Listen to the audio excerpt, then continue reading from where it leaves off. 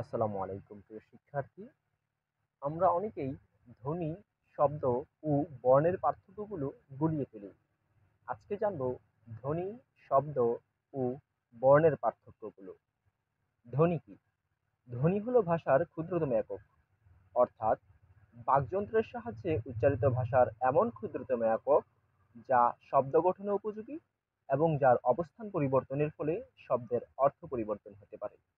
যেমন ক, ল, ম এই তিনটি ধ্বনির ল এবং ম এর অবস্থান পরিবর্তনের ফলে লয়ের জায়গায় ম এবং ময়ের জায়গায় ল আনলে একজনের নামের অর্থ প্রকাশ করে।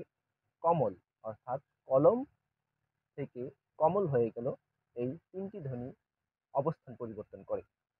আবার ধ্বনির নিজস্ব কোনো অর্থ থাকে না। যেমন অধ্বনির নিজস্ব কোনো অর্থ নেই, আধ্বনির নিজস্ব কোনো অর্থ নেই, ক, চ, ট ইত্যাদি ধ্বনির নিজস্ব কোনো অর্থ নেই। শব্দ কি? একাধিক ধ্বনি বা বর্ণ একসাথে মিলিত হয়ে যদি কোনো অর্থ প্রকাশ করে, তখন সেই ধ্বনি সমষ্টি বা বর্ণ সমষ্টিকে বলা হয় শব্দ। অর্থাৎ মিলিত ধ্বনি বা মিলিত বর্ণগুলো যদি কোনো অর্থ প্রকাশ করে, তখন সেই মিলিত ধ্বনি বা বর্ণগুলোকে বলা হবে একত্রে শব্দ।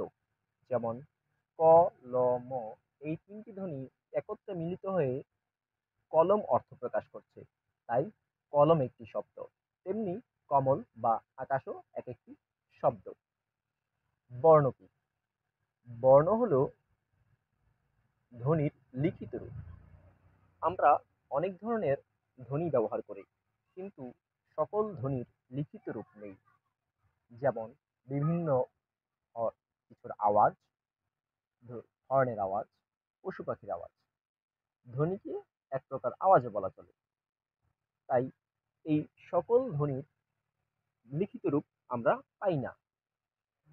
আমরা যে সকল ধ্বনির লিখিত রূপ পাই, সে সকল ধ্বনির লিখিত রূপকেই ওই ধ্বনির বর্ণ বলা হয়। যেমন আ ধ্বনির লিখিত রূপ আছে, ক ধ্বনির লিখিত রূপ আছে, ম ধ্বনির লিখিত রূপ আছে, তেমনি স্বরবর্ণ, ব্যঞ্জন বর্ণ ইত্যাদি লিখিত রূপ আছে। তাই এগুলো এক একটি বর্ণ। ভালো লাগলে লাইক, কমেন্ট, শেয়ার করতে পারো এবং কোনো প্রশ্ন থাকলে কমেন্ট করতে পারো। আমাদের সাথেই থাকো।